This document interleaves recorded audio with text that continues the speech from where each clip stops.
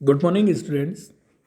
जैसा हमने अपने पिछले लेक्चर में पढ़ा था स्टॉक एक्सचेंज के फंक्शंस के बारे में, कार्यों के बारे में, और एक हमने स्टॉक एक्सचेंज की जो विशेषता है उसके बारे में पढ़ा था। आज हम उसी चैप्टर में एक अगला पॉइंट है अपना, स्टॉक एक्सचेंज का महत्व या फिर इसकी भूमिकाओं के बारे में देखेंगे। तो इम्पोर्टेंस और रोल ऑफ स्टॉक एक्सचेंज। तो स्टॉक एक्सचेंज काफ़ी महत्व रखता है किसी भी देश के लिए। तो उसके महत्वों के बारे में हम देखेंगे कि जो आजकल की जो अर्थव्यवस्थाएं होती है उसमें स्टॉक एक्सचेंज का काफ़ी इम्पोर्टेंस है। जो भी उद्योग वाणिज्य के विकास में स्टॉक एक्सचेंजों का बहुत ही ज़्यादा महत्व होता है। तो इन विनियमों के अभाव में उद्योग व वाणिज्यों के विकास की वर्तमान में पहुंचने की जो कल्पना है वो एक असंभव सी बात है। यदि स्टॉक एक्सचेंज नहीं होते तब तो देश में जो भी निर्गमित क्षेत्र में हुए निवेश का आधा निवेश भी नहीं हो पाता। ठीक है, तो स्टॉक एक्सचेंज देश में एक तरह का निवेश कराने में काफ़ी सहायक रहा है। तो देश में कोई भी प्रगति में स्टॉक एक्सचेंज का प्रत्यक्ष और परोक्ष दोनों प्रकार का योगदान होता है। बचत को प्रोत्साहन करता है, प्रतिभूतियों में निवेश करने का कार्य करता है, पूंजी निर्माण होते हैं, इससे बड़े बड़े उद्योगों की स्थापना होती है, वाणिज्यिक सेवाओं का विस्तार होता है। ये आदि सभी स्टॉक एक्सचेंज द्वारा जो भी ये सर्विसेज देते हैं स्टॉक एक्सचेंज, उनका इसमें रोल होता है। उसी वजह से निर्गमन क्षेत्र में हुए जो भी रिसर्च होते हैं, अनुसंधान होते हैं, विकास में देशों के जो निर्यात, पर्यटन विकास आदि में भी स्टॉक एक्सचेंजों की महत्वपूर्ण भूमिका है। तो हमने इसको 3 पार्ट में बांटा है कि स्टॉक एक्सचेंज की इन्वेस्टर के लिए क्या भूमिका होगी, कंपनी के लिए क्या भूमिका होगी और समाज के लिए क्या भूमिका होगी। तो सबसे पहले हम देखते हैं कि जो भी विनियोजक हैं उसके लिए स्टॉक एक्सचेंज की क्या भूमिका है। उसमें हमारे 4 पॉइंट हैं। तो सबसे पहला पॉइंट आता है कि निवेश की में सुविधा देती है।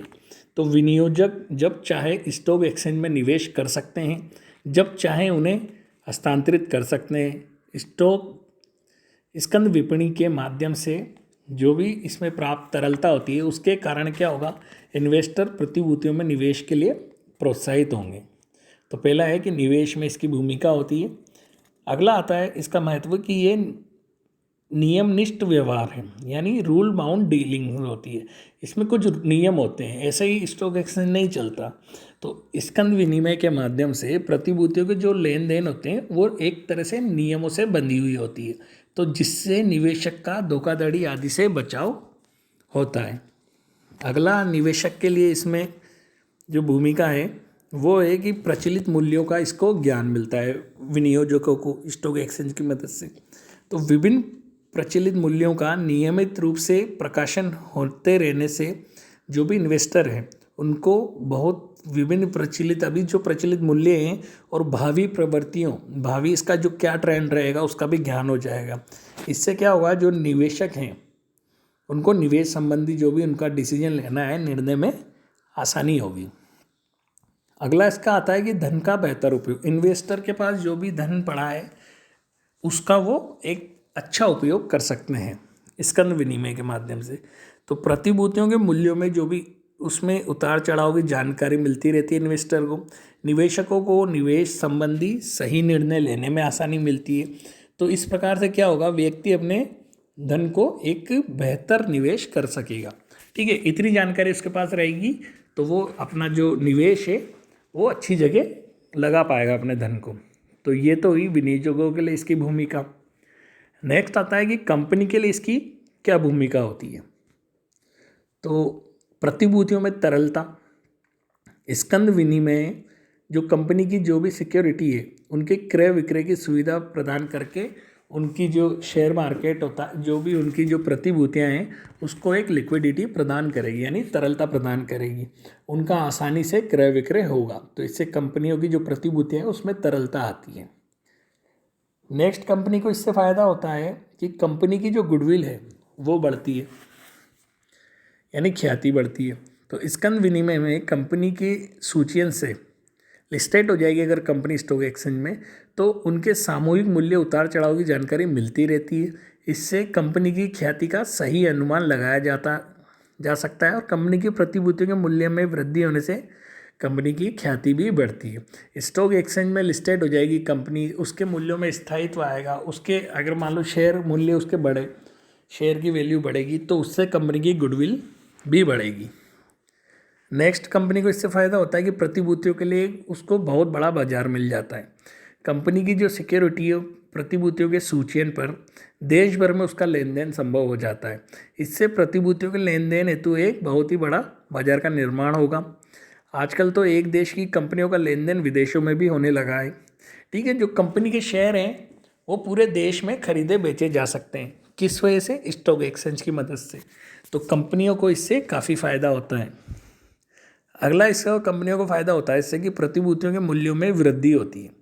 तो शेयर बाजार में जो सूचीबद्ध प्रतिभूतियों की तरलता के फलस्वरूप अगर उनकी तरलता बढ़ेगी, कंपनी की गुडविल बढ़ेगी, तो उससे क्या होगा, उनके मूल्यों में भी बढ़ोतरी होगी। इसका सीधा सीधा फ़ायदा कंपनियों को मिलेगा। ठीक है, उनकी जो शेयर की वैल्यू है, उनकी सिक्योरिटी की वैल्यू है, उसमें वृद्धि होगी स्टॉक एक्सचेंज की वजह से। अगला, इसमें कंपनियों को फ़ायदा होता है कि मध्यस्थ की भूमिका रहती है स्टॉक एक्सचेंज की। स्कंद विपणी प्रतिभूतियों के क्रय विक्रय में मध्यस्थ की भूमिका निभाते हैं, यानी कंपनी और जो भी शेयर होल्डर है उसके बीच में मीडिएटर का काम करेगा स्टॉक एक्सचेंज। तो इसका फ़ायदा कंपनी को प्राप्त होता है। अगली इसकी जो भूमिका है वो समाज के लिए क्या भूमिका हो सकती है। तीसरा पॉइंट है अपना कि समाज के लिए स्टॉक एक्सचेंज कैसे महत्वपूर्ण है और क्या भूमिका निभाता है। सबसे बड़ा इस देश को जो इससे फ़ायदा होता है कि पूंजी निर्माण। स्टॉक एक्सचेंज से प्रतिभूतियों में निवेश को प्रोत्साहन देकर देश में पूंजी निर्माण को प्रोत्साहन करते हैं, यानी देश में लोगों की छोटी छोटी बचत को निवेश करने का एक बहुत ही अच्छा मार्केट उपलब्ध करवाता है स्टॉक एक्सचेंज, जिससे देश में क्या होगा, पूंजी निर्माण होगा। पूंजी निर्माण से देश के सभी भागों को लाभ पहुँचता है, समाज के सभी हिस्सों को लाभ पहुँचेगा। अगला आता है कि बचतों को प्रोत्साहन करता है और बचतों में गतिशीलता प्रदान करता है। तो निवेश की सुविधा प्रदान करके शेयर मार्केट समाज को बचत के लिए प्रोत्साहित करते हैं और उन बचत को उत्पादक कार्यों की ओर गतिशील करेंगे। अगला इसका जो भूमिका है वो है कि औद्योगिकरण। उद्योगों की प्रतिभूतियों में निवेश की सुविधा प्रदान करके पूंजी बाजार औद्योगिकरण करने में सहायक सिद्ध हुई है। यानी स्टॉक एक्सचेंज की मदद से निवेश बढ़ता है, पूंजी निर्माण होता है। पूंजी निर्माण से देश में बड़े बड़े उद्योगों का विकास होगा। ठीक है, उद्योगों का विकास होगा तो उससे रोजगार बढ़ेंगे, तो देश में औद्योगिकरण को बढ़ाने में भी स्टॉक एक्सचेंज की एक बहुत ही बड़ी भूमिका होती है। वाणिज्यिक विकास होता है, कॉमर्स का डेवलपमेंट होता है। कैसे? प्रतिभूतियों में निवेश को प्रोत्साहन देकर शेयर मार्केट वाणिज्य के विकास में भी बहुत ही ज़्यादा सहयोगी सिद्ध होते हैं। नेक्स्ट इसकी भूमिका आती है कि उद्यमों का बेहतर संचालन होता है। जो इंडस्ट्री है उनका अच्छे से संचालन होता है स्टॉक एक्सचेंज की मदद से। कैसे? कि प्रतिभूतियों के बाजार भाव से नियमित प्रकाशन होता रहता है, प्रतिभूतियों का बाजार भाव, उसके कारण कंपनी का जो प्रबंध होता है वो सामान्य बेहतर परिणाम देना रहता है। क्यों? क्योंकि उनके भाव मार्केट में पब्लिश होंगे, तो वो और अच्छा करने के लिए अपना मैनेजमेंट को सही करेंगे। तो इसके लिए वो सदैव तैयार रहेंगे, क्योंकि उनकी प्रतिष्ठा उसकी प्रतिभूति के मूल्य पर निर्भर करती है। इसलिए अपनी प्रतिष्ठा बढ़ाने के लिए वो पहले से बेहतर संचालन करेंगे। तो ये हमने आज देखा स्टॉक एक्सचेंज के इम्पोर्टेंस के बारे में और इसके रोल के बारे में। 3 तरह के रोल थे: विनियोजकों के लिए भूमिका, कंपनी के लिए भूमिका और समाज के लिए भूमिका। तो आज उम्मीद करता हूँ आज के लेक्चर को आप रिवीजन करेंगे और कोई भी क्यूरी होगी तो पूछेंगे। Thank you.